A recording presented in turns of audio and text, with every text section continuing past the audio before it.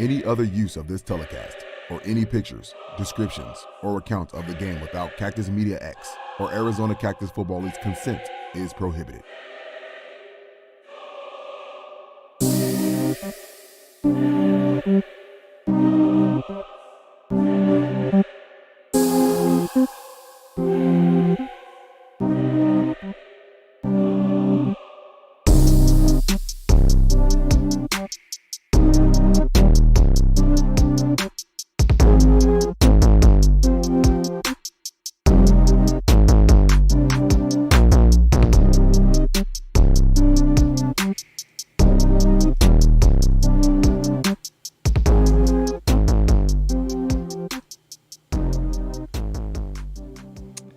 And welcome back to AzCFL Intel. This is the show that bridges the gap between the players, the coaches, the fans, the family of the AzCFL, and me and us, the media. Episode 11, back in the studio, and excited because we have another guest, a familiar face, my guy Marzell Green from the Desert Bucks. Welcome to the broadcast. Welcome to the booth, man. Pleasure to be here, man. Appreciate it. Long time coming. The people waited long enough, but finally. The people's champ is here. That's what he's saying. Always. So, Marzell, man, you're my guy. I know you off the mic, off the field. But for those new to the league, new to the show, kind of educate those your years in the AzCFL, where you're from, and just kind of your football background. Originally from Illinois, about 30 minutes south of Chicago, little suburb called Joliet. Been here about 4 years now, actually 4 years this month of April. It makes 4 years solid. So got off the plane, heard the football league, little Underworld had a semi-pro league out here. I came from Larry Brady, a longtime player of the league. He moved out here from Illinois originally some years back, a while ago. And, I told him I was moving out here and I was looking to play ball. He was already associated with the Stampede, so I showed up to a practice and it was too late in the season for me to join the active roster. They ended up losing in the championship that year to the Rebels, I believe it was. And then the following year I was able to go full go, and we ended up squeezing the ring out of that thing in 2018. And, a big fight and coronavirus here and there, and here we are in 2021. But, I've been playing ball since I was about age 5. I just touched 35 this year, thank God. And you look great, man. Shouts to that. I'm trying, man. You know what I'm saying? Long time coming, but like I say, Pop Warner, 4 years of high school football, a year of JUCO ball, a couple arena stints, and this will be my 11th year completed of semi-pro ball between Illinois and Arizona. So 2 years coaching, and here I am, man. Very impressive, man. So, from what I gathered throughout, the many faces of the league and just knowing you guys from a football background, it's the love of the game, right? Yes, sir. From all aspects, from coaching, from studying it, to being, from what we saw last week, a supportive teammate off the field. Yes. Due to an injury. We'll get to that. What is it about football, I guess, back home when you were in, Midwesterner? What was the start to your football? Was it in the neighborhood? Was it backyard ball? Like you said, Pop Warner was the real start of the structured football, but what was your taste of it? My initial birth to the sport was my dad. He put the ball in my cradle, so to speak. My earliest remembrances of the game go back to watching old Walter Payton VHS tapes, and my dad and my uncle, God rest my uncle, so he's no longer with us, but they were always so enthusiastic about the game and very passionate, and football Sunday was like a holiday every weekend in my household growing up. I had uncles and older cousins that all played, so it was kind of passed down through my family. But I just took a real strong liking to Walter Payton very early, and that went into Barry Sanders and Emmitt Smith. So naturally, I'm a tailback if you can't, put one and two together. But yeah, man, just the gift from my dad, honestly, and it grew into. Once I put the helmet on as a kid, I fell in love with the feeling. So I just took the torch from there, man. Do you have any other siblings or any cousins similar age that are continuing to ball or ball as with you coming up? Nah, not continuing now presently. I had a cousin that I played with through Pop Warner. We didn't get to play together in high school. We both did some moving around. But throughout Pop Warner, we played maybe a year or two where our ages overlapped. But no one in the family is still playing. I'm the only one still going. So I got a couple youngins, a couple little cousins that are, coming up through, the high school and all that. But I'm still carrying strong, man. Okay, so we know you're still playing, you still got the love for it. What's I guess, interview, 5-year plan, 10-year plan. What do you see yourself? Do we see a coaching hat? Do we see possibly next to me in a broadcast booth? I mean, what do you got going on? Well, I always love talking football, so I would never rule out, joining the podcast as a future partner or something like that. But as far as playing, man, with this recent injury I just had, who knows, bro? I always said I wanted to play as long as I could, and I also always said I would literally play until the wheels fall off, and here I am with my wheels kind of falling off. So I got some physical therapy and rehab I'm looking at, and we'll see.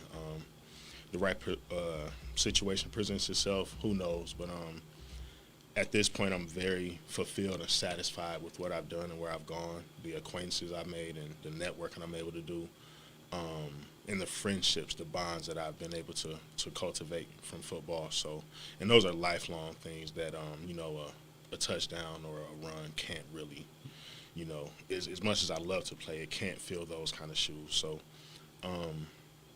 coaching is always on the table. I'm kind of intertwined with a few people that are somebody out here in the football circuit as far as high school, and maybe even joining the semi-pro team on the coaching staff or two. But who knows with playing right now? It's literally a day-to-day process.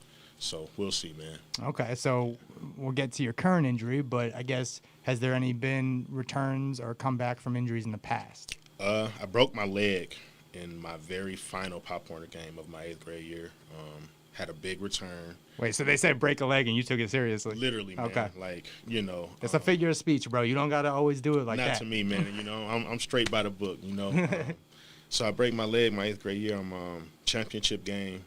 I run it back like 88 yards, something like that. Something light. And it gets called back, right? Okay. 2-3 plays later on like 3rd down, they stop me on a sweep, and the kid comes diving on my leg. It's like hanging out of a pile, and as I'm trying to get up, he comes crashing down on it. Break the fibula from the knee to the ankle. And since then, not really many injuries. I separated a shoulder, but that was more so at the end of the season, so I didn't miss much time.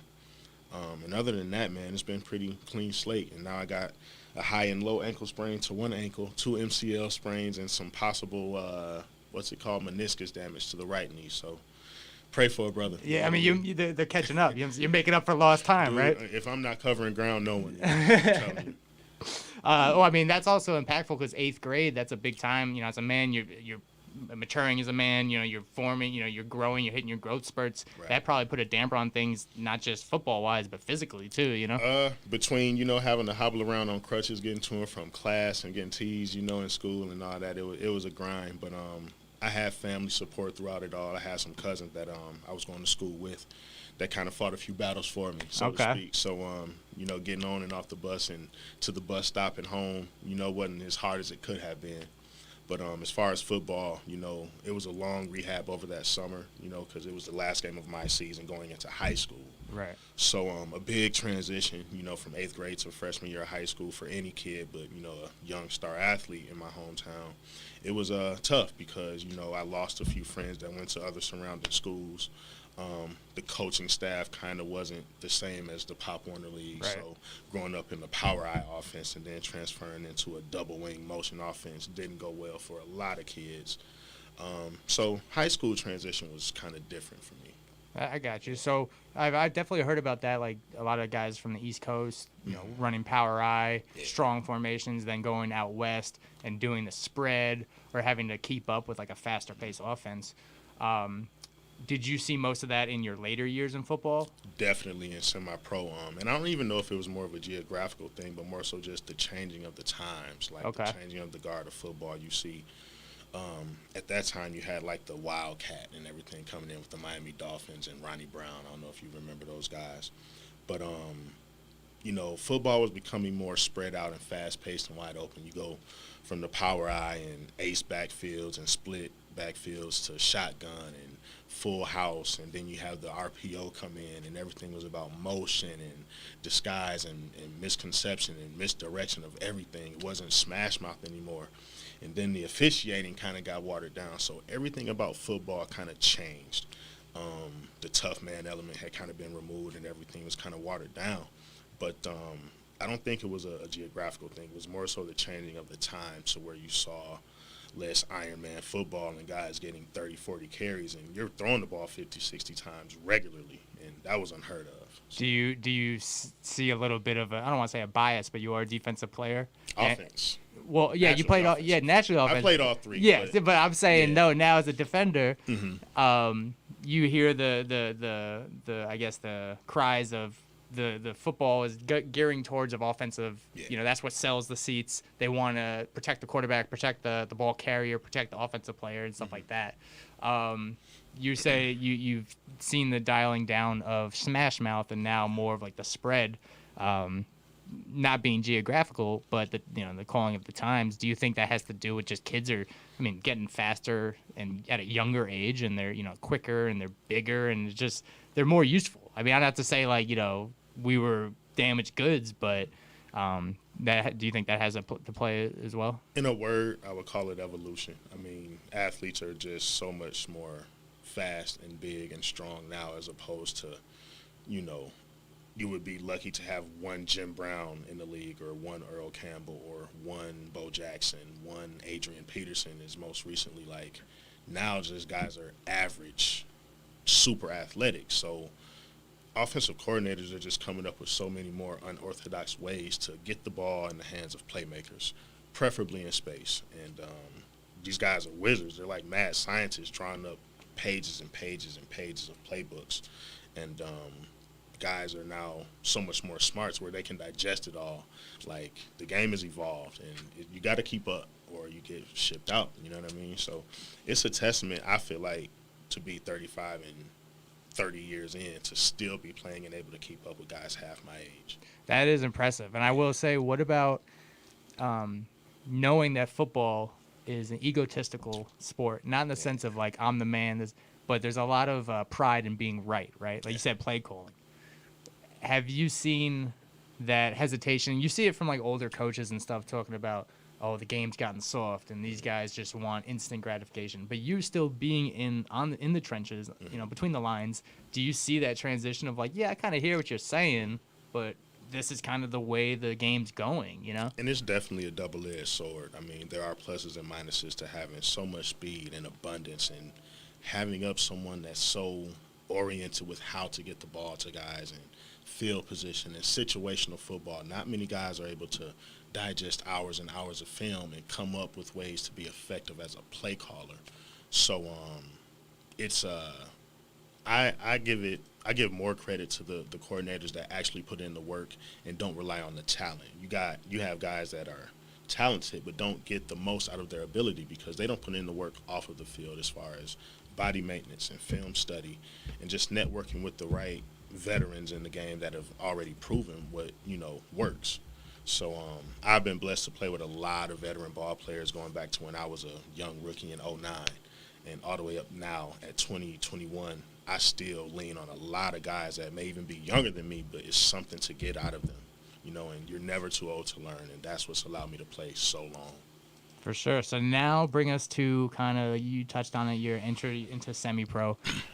We see the jersey. Yeah. You played for the Stampede, who are no longer. Yeah. So tell me about kind of the first go, and, you spoke on evolution. Tell me about how the league has changed from when you first started to where we are now, and just some of the faces that are still around and some of these new faces that are making you, find out what their name is, right? And who are standing out. So it's a lot of young and up and coming players in the league that I keep an eye on. Most notably, just some names that may come off the top of the head. A teammate of mine formerly with the Stampede, Kirk Sparks. That kid is pretty damn good. I haven't seen him play any offensive football, but just the time that I had spent with him as a teammate with the Stampede. And since then, he's moved on to, I think he's with the Phantoms now. I could be wrong. Number 3, right? Yeah. Yes. Yeah. Does he have a brother? He has a brother. Okay. I want to say his name is Damian Sparks. Damian Sparks, yes. Number 4. Shout out to them boys. Yeah. Good guys, man. Yeah. But Kirk is a guy that I keep my eye on film. He's a ball hawk. He's a rat around the ball, always around the football. Electric in the return game as well. Eddie Fluker is a guy I always got my eye on in the return game. Shout out to Fluke. Shouts to Fluke. He gave love about the podcast. Yeah. Appreciate you Shout viewing, bro. Always a pleasure, man. That guy's he's a stand-up guy. It's a lot of good players in this league. As far as how the league has changed from when I first got here, I would say it's a lot more wide open now. When I first got here, it was a lot more top-heavy. You knew who the contenders were going to be before the season had started. I didn't, me not being from here, I was just like, everyone's on the hit list. Like, I don't care. Anybody could get it, right? If it was a team full of my grandmothers and cousins, like, I don't care. Everybody's grandma could get it. That's what Ian said, man. It's like that. Granny, it's okay. I got you. Aunt, granny, I don't care. If you're in the opposite color jersey, it goes down. It's a wrap. It's a wrap. So, okay. But the league is a lot more wide open now. There's a lot more parity. Going into the season, we were heavily favored, we being the Bucks, because of the acquisition of talent. And as you can see, things just didn't pan out that way. And a lot of teams, I won't say have taken advantage, but have just proven to be a worthy contender on a league-wide scale. So, the league is a lot more wide open, which is good because it's an exposure league, and you want to see more than just the same old cast of characters getting, the championship contender nods and all that stuff, the favorship in the game predictions. So it's good for the league to see a more wide open, unpredictable league. Oh, and I'm glad you touched on it, led me to my next point. The theme today's episode, kind of underperformance, right? Not living up to expectations, and you touched on it. You heard the jokes. I think you even said Stampede 1.5 are the Desert Bucks. Tell me kind of about I don't want to say forced marriage, but it is like a conglomerate of a lot of talent. And it gave me signs of the 2011 Eagles. Yeah. If you remember. Super team. I remember them. So tell me kind of about what do you think is going wrong? And, I don't want to kill you guys because I got positive things to say. So tell me kind of what do you think has gone wrong this first half of the season? And, obviously physically speaking for your standpoint, but yeah, take me through the beginning of the season. I think at the genesis of it all, there was a big question mark on how the chain of command was going to mesh from ownership, management, coaching to player personnel. Any successful organization when it comes to football is built on those components. Ownership, management, coaching, player personnel, and then the icing on the cake is fans. Like, at this level, not so much. You're lucky if you get 50 people at a game, especially now under the circumstances of the pandemic. But when the ingredients to the cake are just thrown in instead of just properly by the directions, by the cookbook, put in a timely, fashionable manner, you kind of just – you're throwing noodles and ketchup on the wall and hoping to come out with spaghetti. If you don't put it in right and give it the right time to mesh and properly come together, it's a mess, man. And that's what I equate this season to be out. 1-5, 1-6, whatever we are, bodies falling like flies. Like, it's been a big mess, and a lot of good, proven, and up-and-coming football talent, I won't say has been wasted, but definitely has not been maximized.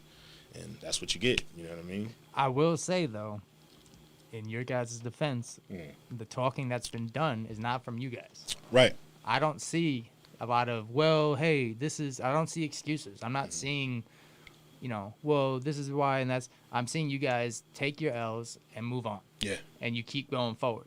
And there's something about that is honorable because in football, you're just as good as your last game. Yeah. You have a full season, a full schedule. You don't sign up to go to war for 3 weeks. You sign up for the full schedule, right. And you find out who your real soldiers are in times like this. Yes. So, somebody like yourself who's not able to strap up and physically play, but you're going to go cheer on your guys under the lights, even though you guys are 1-5, that speaks volume. So I guess what has been that balance of like staying humble when, the talk of the league has been the underperformance of the Bucks? Yeah. And it's definitely hard to find a balance because you want to lash out in your own defense, but sometimes you're forced to eat that humble pie, man. And I've been there a few times, so it's easier for me to do, especially in my age. even just a few years ago, I would have been that guy that no matter what, I still got a mouthful to say. Right now, I'm in Facebook jail for those that want to know why I haven't been talking. That's really why I've been so quiet. Oh, okay. I might still be talking, but he's punching air. You know, what I'm saying? I'm swinging that air right now, man. What can you do? But in all honesty, man, it's a humbling experience, but it's a lot of growth to be had in it if you're able to sit down. And our quarterback, Rico, always says, be able to listen without responding, but listen to understand. I think in this scenario, we have to listen to the football gods. Maybe not outward, we're not doing a lot of talking, but inwardly we've been doing a lot of talking, barking back and forth, pointing blame and fingers. But if you listen to the football guys, man, you can't cheat the process, you know. And I know this is a league-wide thing and probably a level-wide thing across the nation at the semi-pro level. Practice and attendance numbers in practice means a lot. Effort in practice means a lot. Listening and mental reps in practice means a lot. Body maintenance away from the practice and game field means a lot. And that doesn't matter if you're 35 or 25. If you're not taking care of your 25-year-old body, you won't make it to 35. If you're 35, you won't be able to play with the 25-year-olds if you're not taking care of your body. So it's so much that goes into being a successful player and team. And, you know, that determines the success of a season, not acquiring a bunch of names and welcome to the team posters on social media. That don't win championships. And I think we got caught up in a lot of our own buzz and hoopla. I think we smelled ourselves a little too much. And, you know, that's perfectly natural for a team that has gone places. You know, the core of the Stampede guys that came over, you know, that being a proven commodity, and then looking at it like, okay, we're going to sprinkle a few pieces from what the Bucks already have, and we're going to be this thing. And I think we just didn't let it boil and fester enough in the off season. We kind of just, and with the whole pandemic thing, everyone was under that same pressure. True. So, you know, yeah. It's kind of hard to place so much blame on the Bucks instead of just look at the way the world is going. Right. So, you know. Yeah, and that's fair. I mean, that's you know, at the end of the day, what's the opposite goal, or what's the alternative? You guys forfeit, right? Like, right. Nah. I mean, you're showing up, you're playing the game. That's right. And like you're saying, when it rains, it pours type thing. You guys are going through what seems to be like you guys can't catch a break. You know, your defensive guys go down, you included, right? Yeah. You guys lose off of a Hail Mary last minute play. I mean, that's just gut wrenching. You know, I see it. I hate to see it. I'm not name dropping, but I see players, teammates fighting after a game. You know, going at each other, pointing fingers, and stuff like that. Everything, as we talk about, you're on a stage all the time, right? And if it's not your guys watching you, it could be another coach of another team watching, or another player of another team, and you don't know where he could end up on your squad next year, or you on that squad. So everything is an audition, if you will, a tryout, right? So, you know, shouts to you for you guys keeping your cool, and makes me think of that J. Cole song where he's like, I'm checking my list and I'm getting it twice or whatever. I feel like that you guys are coming back next year, circling names, remembering who's talking, and I you know, that's why it's been the talk of the town. But it's kind of like, you know, it's like when a restaurant gets a bad review, you think like, oh, the chef wasn't there that night, or something went wrong, right? So when I hear the Bucks 1-5, 1-6, it's like something's wrong, right? This is not the team. So with football being a physical and a mental bounce back, I have no doubt that you guys can bounce back based on your resume and based on your ability. Now it's just the physical component. Stay healthy, get right, eat good, rest up type For stuff, sure. right? I think a lot of it is going to depend on player movement. There are a lot of guys my age, maybe a little bit younger, a couple older, who may or may not come back, may retire, may, you know, go to a different league, guys that have moved to other states already. You never really know. Player movement is always a thing. Coach movement is always a thing. Coaches come out of retirement. Coaches relocate to different teams. Everything is always up in the air, and one offseason can make or break one team. No one predicted the Rebels to be undefeated. No one predicted what's the other team, the Roll Tide, who are doing pretty good in the other conference, I think it is. Not the Roll Tide, the Silverbacks. The Silverbacks. Yes. Reapers are doing good too. Yeah, I mean, I think the Silverbacks are still undefeated. Undefeated, yep. Who predicted that? You know what I mean? So player movement, coach movement, and how much work a team puts in the offseason, again, back to the levels, ownership, management, coach, player personnel, how much work is put in on each level determines how much success you're going to have. You have the injury bug. I mean, so much goes into what happens in the season and the outcome of a season. So the Bucks have a solid foundation. There's a lot of youth. There's a lot of experience. There's a lot of camaraderie still to be had. There's a lot already in place. How healthy guys are going to get and stay, who knows? Who's going to move on? Who's going to retire? Who knows? I don't know what I'm going to do. I'll get back to you on the next episode about that one. But we'll see. We'll see how this injury heals up, you know? Yeah, all that. You know? Okay, so touch on that a little bit. I mean, it's funny how when there is a losing bug, injury bug, a downward slope, like you said, there's not these in-depth analysis of what went wrong. But how come, and it's a unique thing to see, how come the teams that are winning, though, people still find a way to bring them down and talk about that they won, but it was an asterisk? Or, you know what I'm saying? Like, it's the opposite. They're finding a way to make it seem like, yeah, you won, but these things should have made you lose, right? Why is that reversed? It's semi-pro football. Okay. From Illinois to Arizona, 11 years in, that's just what you're going to get. I mean, we all pay to play, so we all are going to come up with some kind of excuse or reasoning as to why this did happen or didn't happen and why we won or didn't win or this play was made or wasn't made or whatever. But, you know, that's just the macho element we kind of talked about earlier, where it's just a lot of testosterone and manly energy going around. So guys want to be right, guys want to win, guys want to be the last team standing. So, you know, you're going to get a lot of ribbing and not giving as much credit as it's due on a few things. But, you know, all in all, the guys that are the proven players of this league know who's who.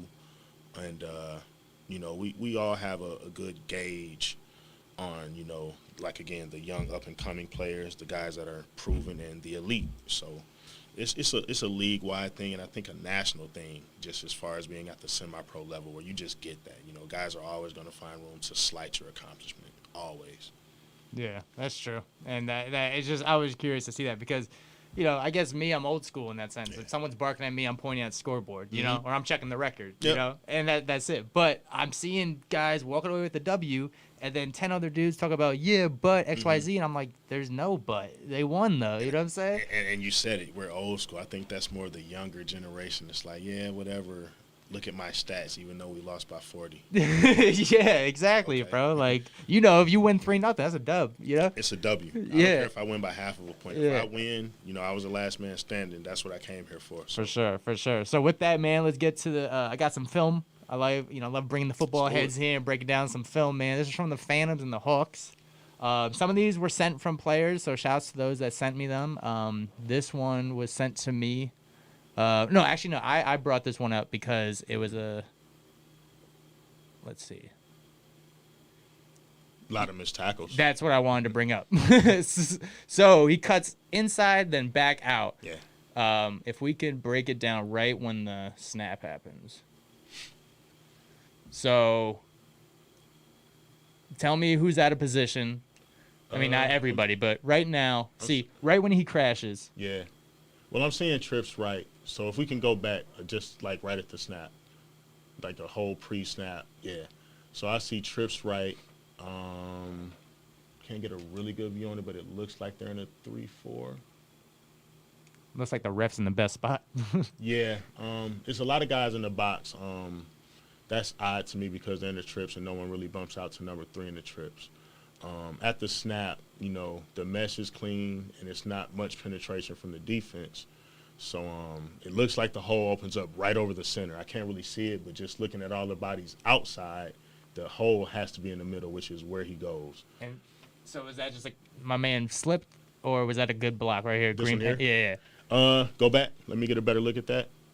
Because it looked like he lost his footing and he just slip and Looks like slide. it looks like he caught the tail end of a block and just loses his foot at the end of it. Okay. And that pretty much opened up Pandora's box. It parts like the Red Sea. Yeah, boom. He got leg whipped. It looked like he got leg whipped. Then that, my guy, I wanted to see if the corner or looked like the safety was coming over to tackle him. This one here? Yeah, watch. He gets upended and tripped trying to tackle him. See? Yeah. So that reminds me of Michael Vick. Remember against the Vikings that overtime when they crashed into each other. Yes, I do remember that. With spacing and speed? How do you account for that?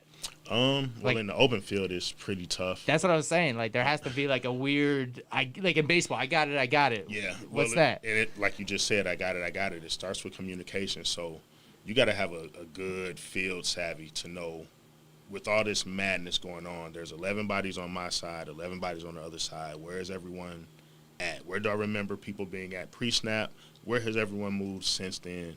And when it comes to just breaking down in that barrel of me and the ball carrier, you just got to break down and hope for the best, because if a guy is quick, he's going to make a move, and you either got to guess left or right. And then you got the guys that can go left or right or go through you and then go around you. So in the open field, man, it's just a roll of the dice, man. You playing Russian roulette depending on the quality of the athlete. You know what I mean? For sure. All right, so now this one's from the Reapers. This was sent in. Shouts to the tight end, Gant, I believe his last name is, from the Reapers, who are doing their thing.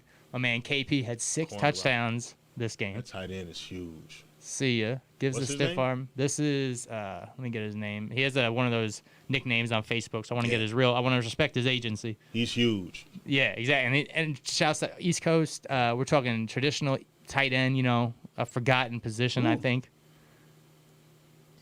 That's how you stem a corner route. Sell the post, step into the corner. So his Facebook is Tijuana TY, but his name is let me see. Just the fact of how much room he has right there. Yeah, it's like beautiful separation, and that's how you teach it. Like you sell the post and plan, and the corner should be wide open. You're either right under the safety or you got to make a play over him. But right there, it looks like the safety was too deep over the top, and it's cash money. Yeah, so touchdown by Tijuana TY. I can't get his full name, but shout out to that guy, man. That's and then they did a party on the track and field. What's that called? Pole vault thing. I'm gonna ask a question. Did they get flagged for that celebration? Because you know me and my Bucks, man. We got flagged for our little celebration. Yeah, you did. Shout out to Carl Evans on the pick 6, but they don't like us, man. So we get flagged for. I don't know, and that could have been different. That was a different stadium too. So who knows, man? I think I don't know. Hey, that's a different department. Yeah, that's above our pay grade. You know what I'm saying? But if it makes you feel better, if I'm wearing the hat, I'm pulling the flag, bro. Does that make you feel better? It does go along. All right, cool. And then back to this squad, Silverback. Oh, no, there's Rebels. This was sent in from Dwight. Shouts to Dwight. Rebels and Outlaws? Yeah, Jay Hector, new quarterback in for the Outlaws. Didn't see this coming, though. See ya. Ooh. Big Tui. Well, that looks like a missed block somewhere. Yeah, that's what I was saying. Who dropped the ball on this one? We never saw him. Bull rush, yeah. See ya. He just missed him. He was engaged for a second, but he just whiffed, and that's quarterback pie, we like to call it. QBP. Ooh, man, that's tough. And his helmet came off, too, which, stay safe, but... Now, if I'm the quarterback, I want to see who's coming to help me up after letting me get put down. True. Tui out here. After my helmet gets taken off. No one's helping him up. Yeah, I'm kind of teed off in my huddle after that. See, that's the stuff. That's the intel. That's the stuff you learn about, man. Yeah. And then Silverback Owls. This game came down to the last minute. Dramatic fashion. This was a two-parter. Yeah, this was a scoop and score. The reason I had to do 2 clips is it breaks down into 2. So I want to know, because keep in mind, this is what prevented the Owls from winning the game. This is what caused them to lose. They were, on the 30-yard line or something in scoring position. Tough break. But what breaks down here? Or I'm sorry, this was the first. Okay, my bad. This was to clinch the game. So go back to the scoop and score. I'm sorry. This was to put them up by 4, right? Okay. Or by 4. Then the Owls had to stop them in order to get the ball back, but then the Silverbacks are able to extend it on that 3rd and whatever and get a first down. So scoop and score. We weren't able to see the beginning of the play. Yeah. But with this one, so look at me. They have him dead to rights right here, and he bounces off. First down, game over. You might want to get a little bit lower. I mean, this is a grown man's league, so all that coming up top, you better make sure you got enough bricks in the back pocket. You know what I mean? Especially with the bigger backs like that. I mean, I'm 170 on a good day, 175, but at the right angle, and if I play the right way, I can even run through a defender or two. So when you got these backs that are coming through 200 plus, man, you got to learn how to untie some shoestrings. Yeah, exactly. Or you're the next speed bump on the field. You know what I mean? And then this last clip, I want to see who is it from. We got a couple of late submissions. We're going to get you in for next week, but yeah. Timmy Smith, he sent me a whole highlight tape. I said, send me a clip, bro. Boy, Tim, that guy's a dog out there, man. Shout out to Tim. So this one was Tide and Thunder. Ooh. And looks like big man rolling. Yeah. Rumble, big man, rumble. Yeah. And my man rumbled for 6. That's the Thunder, right, on that return? Yeah. Yeah. Hey, shout out to the Thunder, man. That's the team, ironically, I sustained my injury against. But yes, I did see that. Their front seven is always to be respected. They're built a lot like us with the Bucks, man. Solid defense, struggling offensively to move the ball and score points, but their defense just keeps them in every game. And it's been that way since I moved out here. Their defense is always solid and always going to keep them in ball games. So, yeah, I mean, that's one thing I did hear about the Thunder was, we know Cam Gaddis, former defense, arena Prime ball, time, doing like it, you call doing it. his thing, man. We got a couple guys doing arena league with Daniel Smith. Got the starting job over at I saw that Sioux post. City. Shout out to that guy. I haven't met him personally, but Streets is always watching, so game recognized game, and he's a baller. We've studied a lot of film of him over the last few seasons, and he's a gamer. So shout out to that guy. For sure, man. And Humble Cat, he jumped on the episode and was able to chop it up with me, and kind of the type of marketable players we want here in the league. So shouts to you guys for having a good head on your shoulders. Pleasure. All right, man. So now let's get to this week's action. Let's do it. We got the schedule up. So let me see. I want to see who do you got winning and so forth. So let me pull Always it up for some game predictions. Yeah. The Wi-Fi is messing with me here, so let me get it going. But I know you guys are the early game, man. You guys are the breakfast bowl, as I like to call it. You guys are the Bucks versus the Outlaws. Got to go with the home team, man. Yeah, I mean, obviously, that wasn't I'm not asking you for your prediction. I was just reiterating for the crowd at home that you guys got the Outlaws, and it is the breakfast bowl, as I call it, Sunny Slope High School. 10 o'clock. 10 o'clock. Yeah.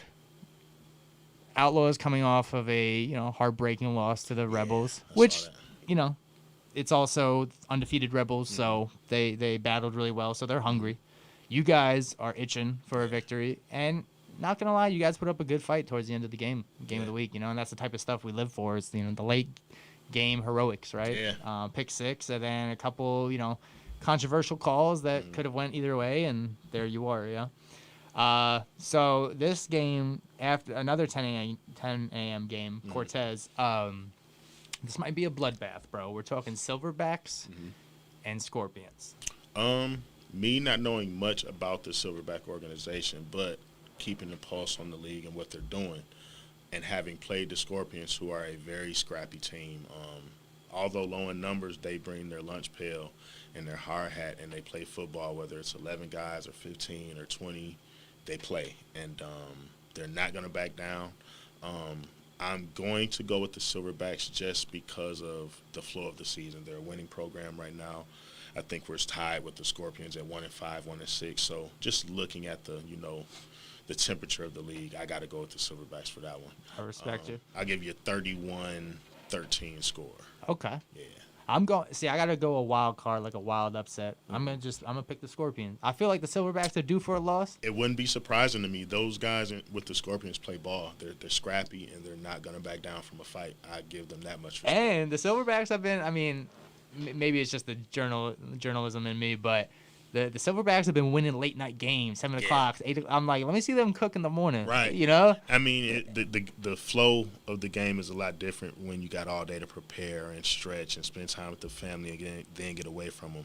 But when you got that 10 o'clock game and you're just getting off work and you got to get home and you may shower, you may not, you may get breakfast, you may not.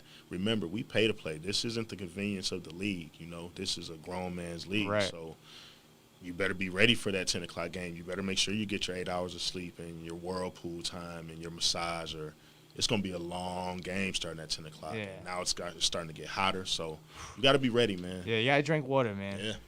Yeah.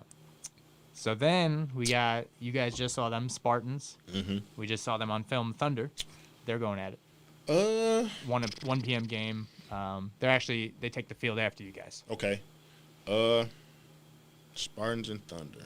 It's going to be a defensive game. I predict a low-scoring game. I'm going to call it 13-6 Spartans.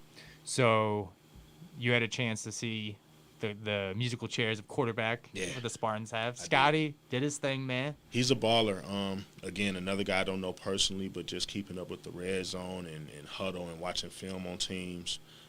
He's a tank to bring down. I believe he's number 9, if I'm not mistaken. Number 5. Number 5, a single-digit number. I remember him, though. He's a tank to bring down. They got another back, again, a guy I don't know him, but they John got Finch, Key Harris. I think, they got a nice They system. got a three-headed monster, bro. If their offensive line comes to play, you got to play hard-nosed football in the trenches for 4 quarters with them. And then on the outside, you got LaRue Burley. You got Solo, who just came back this year out of retirement. Like, they got a group of respectable guys. Marswan Weaver, they got some playmakers who are going to move the chains if they get the ball in their hands. So, They got Billy, a guy I don't know these guys personally, but watching film, I know who they are. Yeah, having played against them. So the Spartans are a respectable team on defense. You know, they got a couple guys I'm familiar with. So shout out to Reggie and D-Row. Just some solid guys, man, on and off the field. And the Spartans are going to be a team to be reckoned with. So although I want to pick against them because me and Marswan got a $200 bet on them winning the championship this year. Oh, okay.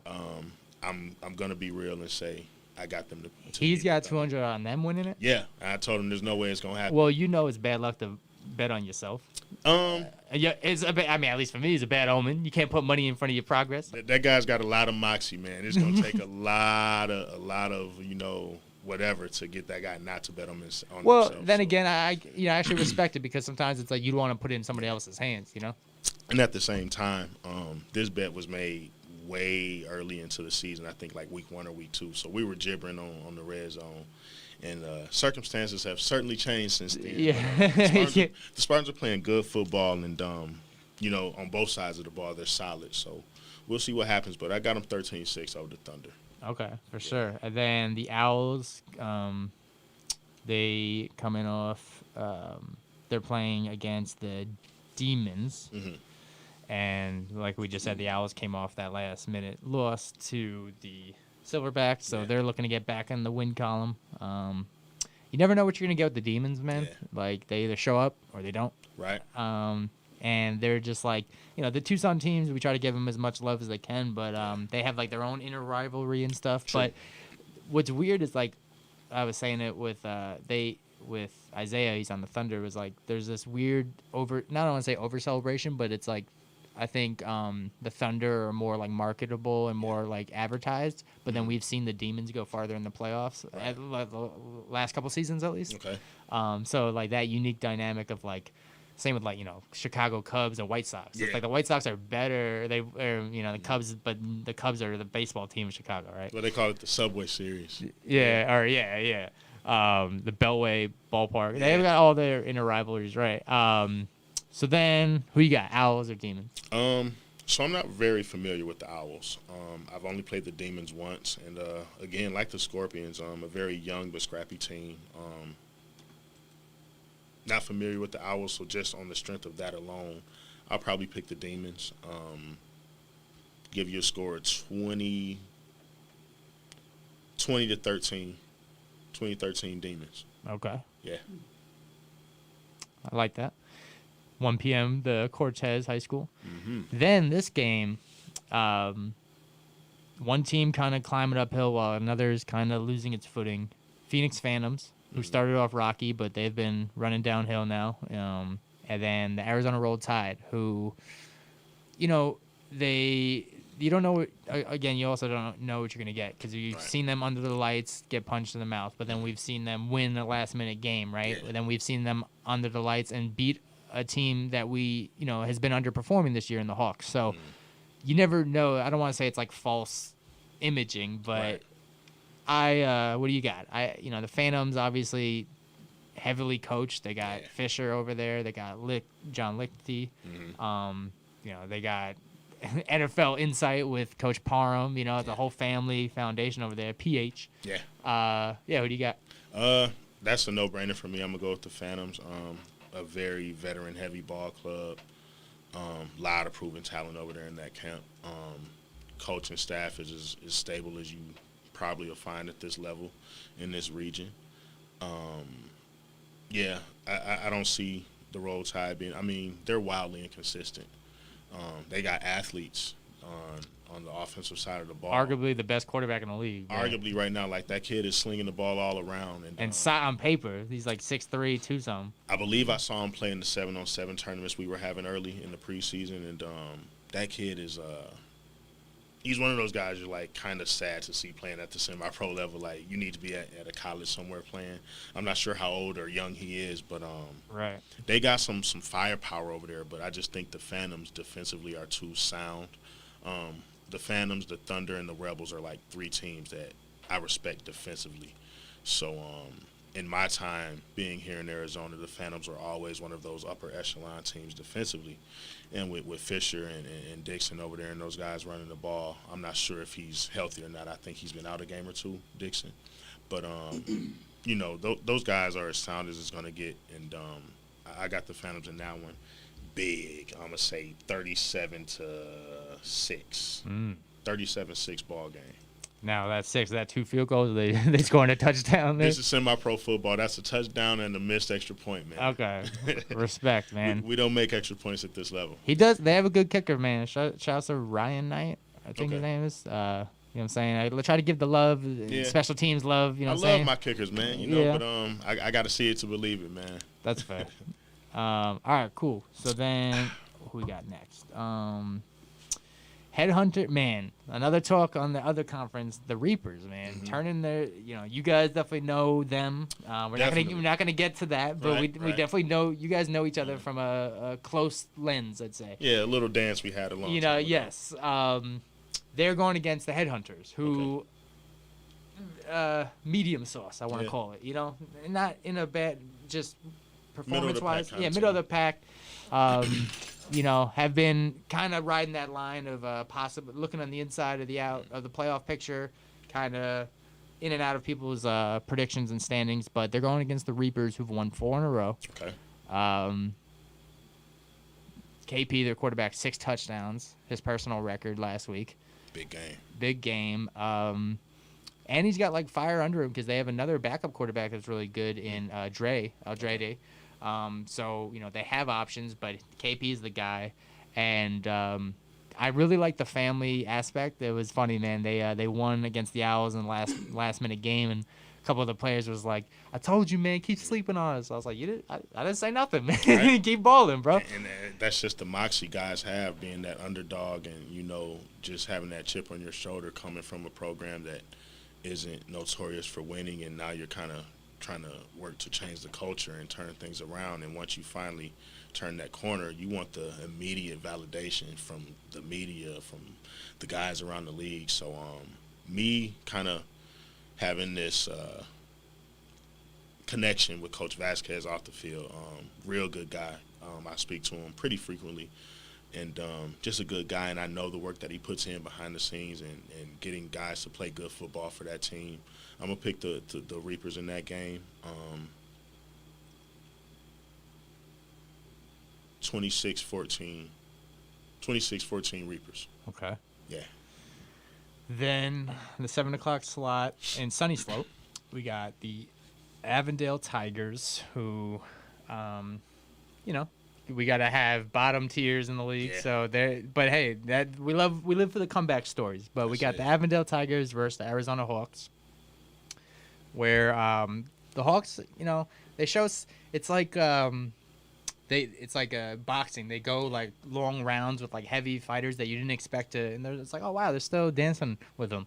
But they got a couple wins on the year. Then they got more losses, but they on paper should go into this one taking care of the Tigers. But every dog has its day, I guess. Yeah. But what do you see for that one?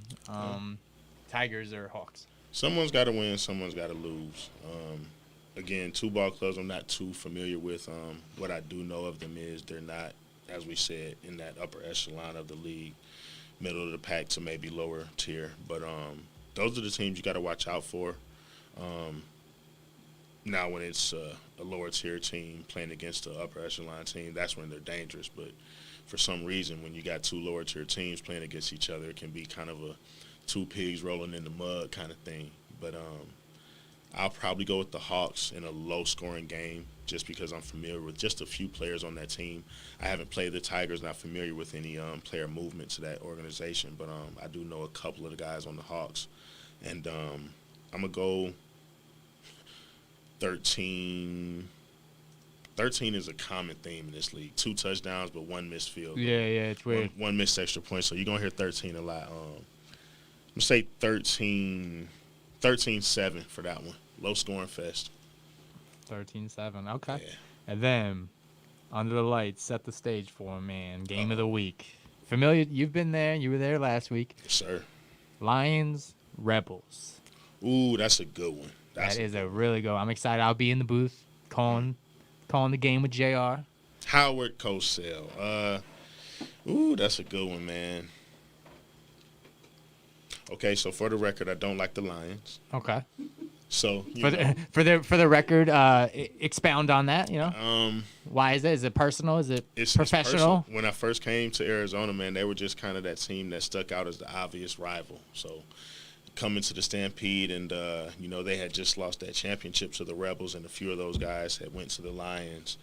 So it was a whole other backstory that goes into it. Those in the league, kind of juiced it up, and it was just this whole thing, mano a mano, and just a strong distaste for the Lions. A lot of guys I respect over there. A lot of them are former teammates with the Stampede, but just not a fan of them. They're my brothers, but I'm honestly gonna pick them to win this game. Okay. Just putting all bias aside, I do respect their defense. I respect the Rebels' defense as well. Another one of those teams, if you remember earlier, I say Phantoms, Rebels, Lions, Thunder are the defenses I really respect in this league. So the Rebels are who they are right now. They are the best team in this league, says the standings, and that's to be respected. I'm a believer in their offense, not so much in their defense. Wow. The Lions are a power team. They're a big boy team. They're gonna play smash mouth football. They've got athletes on both sides of the field. They're well coached. I'm gonna go Lions 24-16. So, some deductive reasoning would have some would say that the Rebels beat the Outlaws, who the Lions lost to. Yeah, we can go the whole he beat them, we beat them, they lost them. If Jimmy has 5 apples and Steve has 2, he must have X amount of apples, right? Yeah. But that's so easy to play into the hypotheticals. If X equals Y, then Z must happen. But you got to be kind of intertwined to know what players can do what. I know that the Lions must run the ball effectively, because if they don't and they're forced to pass, Fluker has been Johnny on the spot with pick sixes so far this year. I think he has 3, maybe 4. I know he had 2, I think, in the first game of the season. I need another one, Fluke. I need another one. He's literally like Deion Sanders right now. Like, you can't look his way. You got to be mindful of him in the return game. Like, he's a touchdown waiting to happen. That he's that legit. If I'm not the best return man in this league, he is. So, we'll see, man. But it's going to be a lot of heavy hitting in that game. Both teams are good on both sides of the ball. So you being, having the soft spot for running back, Yeah. is Kenny Mitchell not getting enough touches? So with me not keeping up with his usage and just going historically, I've always felt like he doesn't get enough touches. Okay. I always feel like all running backs don't get enough touches. The league is too pass happy, but that's football.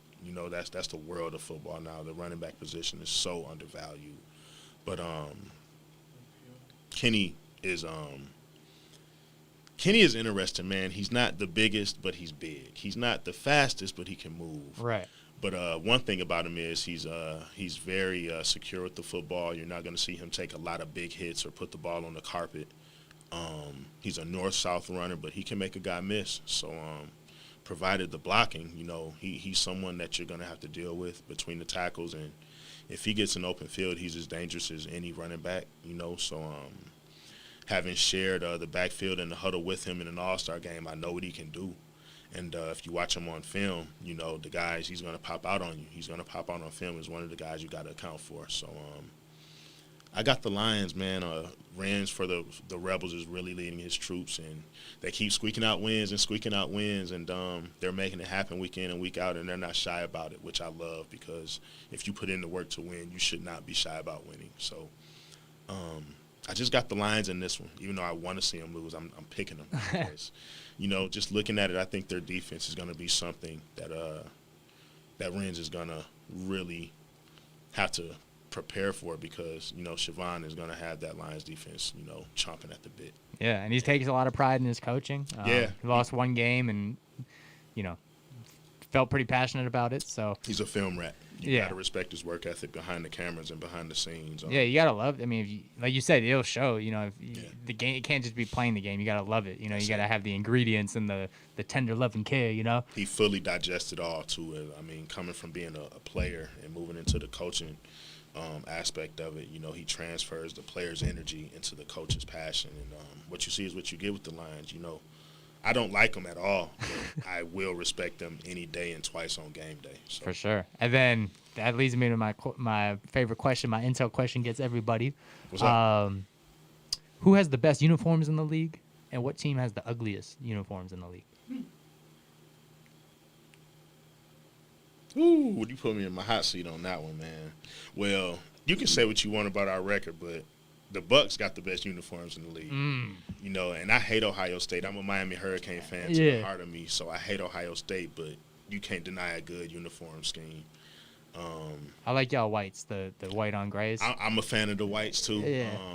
The red is good, but you just got to do too much with the socks and the leggings and all that. The white is just it's clean, man. But best uniforms in the league, I gotta go with us with the Bucks, man. I wish we had the record to go with it. God knows I do, but that is what it is. Worst uniforms in the league?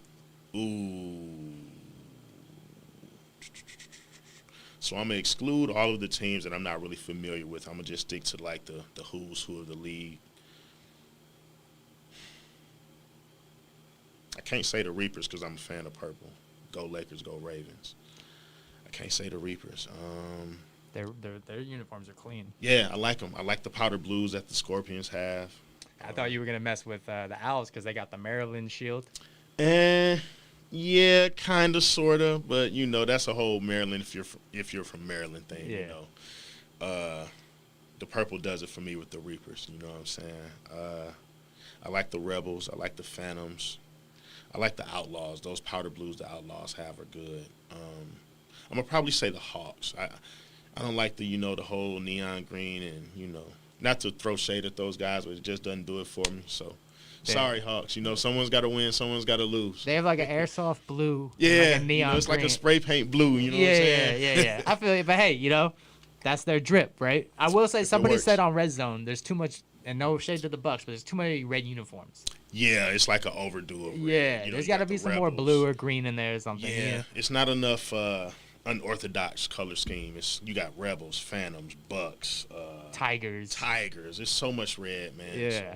So let's get some blue. Let's get some yellow somewhere. Let's get some black orange. and silver for the Raiders. Like some orange. Let's bring the Stampede back, I want some puke brown. You know what I'm saying? Yeah, like let's the bring some Brown. Cleveland Brown. You know what I'm saying? Yeah. Something, man. So I respect it, man. All right, so now getting to the last segment, man. It's Right. a new segment I dawned up. As you know, football, we constantly watch film and we adapt. At first, I was doing this as just like a timer, like, oh, quick, give me the answer. But now I want to get to know reasons why. The name of the segment's called This or That. I name it, and you tell me this or that. So, simply, orange juice or apple juice? Orange juice. I love both, but orange juice is just, you like what you like, man. You know, orange juice, you can't go wrong. So if I can give you a reason, I would, but it's just orange juice. It's God's best drink. I got a joke for you. You know why you should drink apple juice? Why is that? Because OJ will kill you. Oh, man, you nailed it. That's a good one. That's a good one. You know what I'm saying? All right, Whopper or Big Mac? Whopper, no onions. Whopper, no onions. Okay. Fresh off the grill. The flame grill, the flame broil grill. I feel you on that. Add bacon, made fresh. Make it bake at 89 cents. I need it. All right. Shutout on defense or 2 picks, but you give up a couple touchdowns. Shutout. Mm. Give me the shutout. That means everyone Did their job prepared during the week. We executed the game plan for 4 quarters, which is probably the hardest thing to do. Give me a shutout any day. Okay. 90s kid. Cartoon Network or Nickelodeon? Nickelodeon. Stop playing. Let's That's go. not even close. Let's go. That's not even close. It's not. Cartoon Network's cool. Adult Swim, you know, I Family love Guy. Cartoon Network. Yeah. Dexter's Lab. That was my favorite. Yeah, Dexter's Lab. Ed, Ed, and Eddie. Ed, Ed, and Eddie. I love Cow Cartoon. and Chicken. Cow and Chicken, Yeah, bro. bruh. You name some classics. But I love them. Doug, Rugrats. Rocco, come on, you know what I'm saying? Rocco, We out come on, here. Ren and Stimpy. Come on, man. Snick. Snick. Are you afraid of the dark? Oh, The that Midnight Legends of the Hidden Society. Temple. Come on, man. Yeah, that the opening credits still gets me, man. Yeah. I can't watch it with the lights off. Oh, you got to get the light real quick. Yeah. All right, so shorts and hoodie or pants and a t-shirt. Like if it's chilly out, would you rather rock shorts and a hoodie or pants and just a t-shirt? So, as long as my hands are not cold, I'm okay. So I'm more of an upper. If my upper body is warm, I'm fine. My legs don't really bother me too much, but so I'm gonna go shorts and hoodie. Shorts and hoodie. Okay, that's fair. This one, steak or chicken?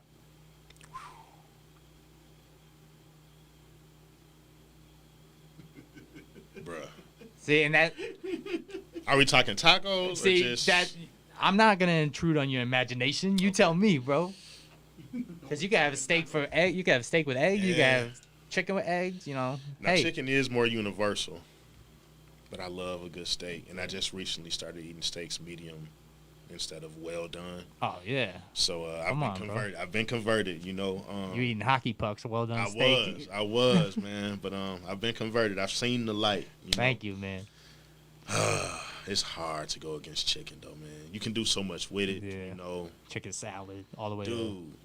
I gotta go chicken. All right, I respect it. Yeah.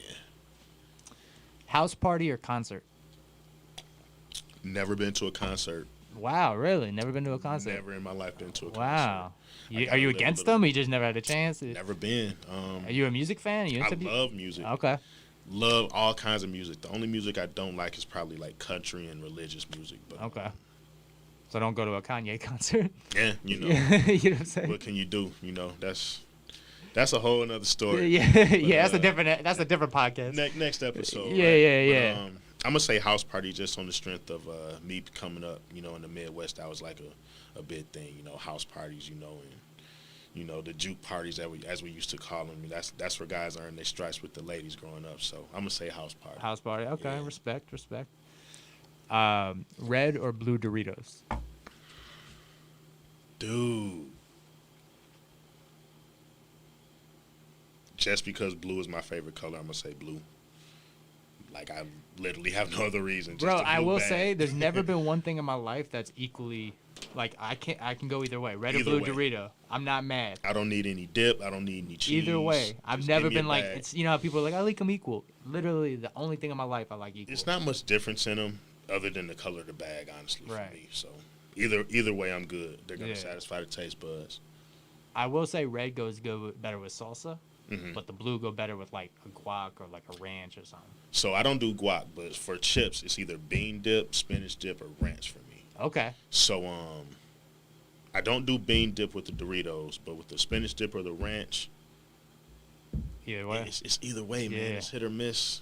Do you mess with 7-layer bean dip? I pulled that out in the Super Bowl. I've had it once, but it was so long ago I can't really give you I feel insight you. on it. But it was a while ago. It's a couple layers you probably don't mess with, though, because guac's one of them. So you might have to swim around the layers. If it had guac on it, I probably didn't eat much of it if I tried it. So Okay. that's probably why I don't remember it. You know That's what I'm fair.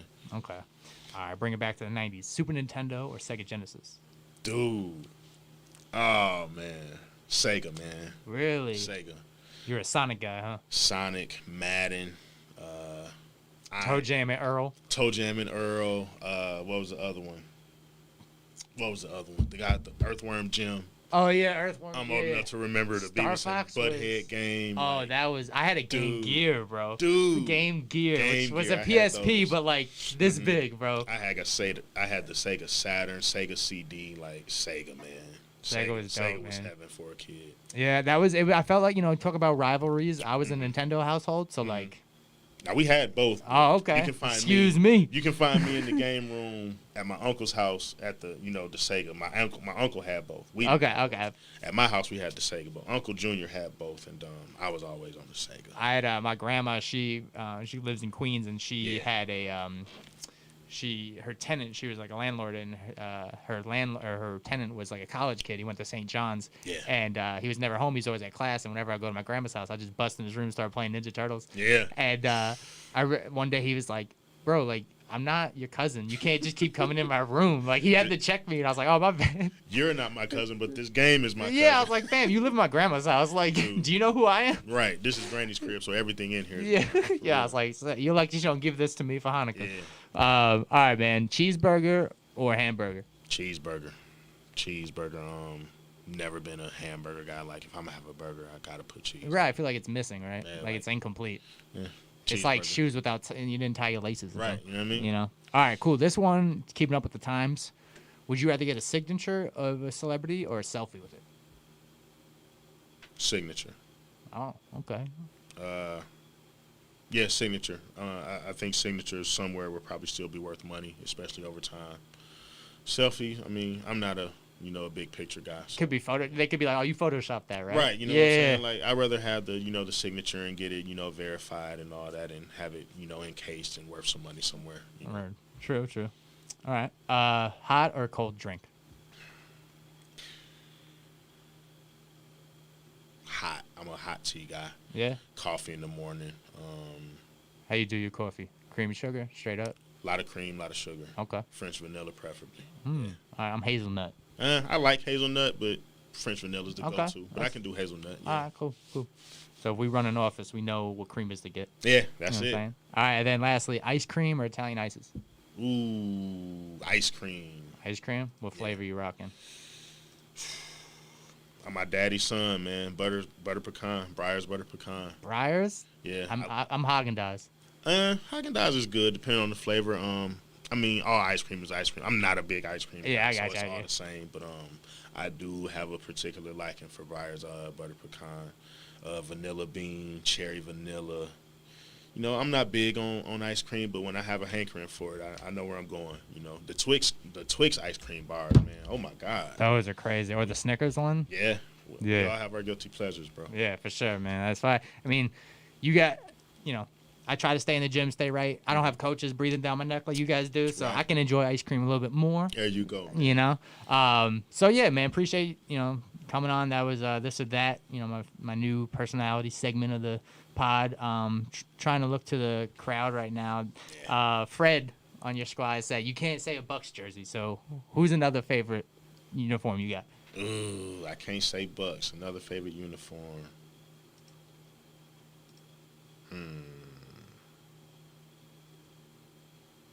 I like their helmets, man. I'm gonna say the Phantoms. I like their helmets. With the numbers on them? Yeah, that's I clean. like the Phantoms. Red on white is always solid. It's redundant, as we were saying earlier. Everyone seems to has red, but I do like the scheme of the Phantoms. Awesome. All right, and then Joseph Parker Jr. What's up, Joe? He said, "My guy." My boy. Triple exclamation point. So, a little light in the comments tonight, but before we let you get out of here, man, I want to thank you for coming on, man. Like you said, you guys have lives outside of football, so for you to spend a Thursday night with me, very appreciated. very humbling because, Thank you. without you guys, I don't have much to talk about. Yeah. I don't have a league. I guess obviously the season hasn't been going the way you guys wanted to, but you guys have a good head on your shoulders. You guys have the right mindset. What's what is your goal, and what's the short-term goal and accomplishments of the Bucks and yourself as this league goes into the second half, and then the off season and possibly next year? Well, me personally, my goal, I'm not sure how many games are remaining on the schedule, but for all the feedback from my injury and you need to retire in this time, me being who I am, I just want to, if there's any speck of hope of getting one last rep out of this season, one game, one drive, one return, that would be big for me just as a man and all I've gone through and sacrificed for the game. And just a pride thing, just everyone writing me off and saying I should do this and I can't do that. Well, okay, challenge accepted, So that's my personal goal. But as a team, I think we're now officially mathematically eliminated from playoff contention. So it's a pride thing, Are you still going to come to work? Are you still going to punch the clock even when you don't have that bonus paycheck waiting for you? It's a pride thing. This is what you signed up for. This was a possible outcome in the beginning. So now that's a reality. Are you still going to come to work?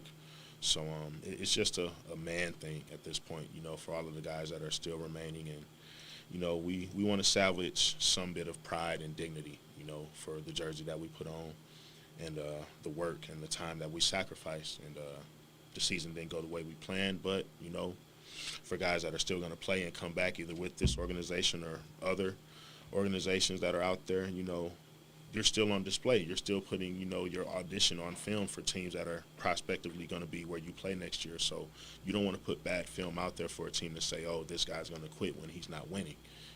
If you're any kind of baller like I am and other guys that I respect in this league, no matter what, you want to put the best product of yourself on the field for the league to see. So it's just a pride thing, and this is a man's game and a man's league. So those that are aware of that, I think they're going to keep that in perspective and come out to play. Definitely. So, with that, I'm wishing you a speedy recovery. Thank you, sir. Stay healthy with the ice, the heat. Yeah. I know us guys, East Coast, Midwest, like to be stubborn and just hey, I'll figure it out. But it sounds like you research, you study up. Mm-hmm. You got tea, coffee, you're treating your body right. So, I wish you a speedy recovery, but also like a smart recovery. I don't want you going in there just so you can get that pick six just to, to silence the haters. I want you to, do it for your own good too. So with that being said, man, I want to thank you again for coming on. Week 11 of Intel, week 7 this week of the season. It's crazy how time flies when you're having fun. We're having plenty of fun. AzCFL Intel is the show that bridges the gap between the players, the fans, the family, the coaches, and the media. Again, Marzell Green of the Desert Bucks. That's right. Appreciate you coming on, man. And he put the league on notice. So the jokes are getting off now, but, keep those receipts, as he says. I'm telling you. So as for Jesse Burke, Marzell Green, AzCFL Intel, episode 11. See you. Any other use of this telecast, or any pictures, descriptions, or accounts of the game without Cactus Media X or Arizona Cactus Football League's consent is prohibited.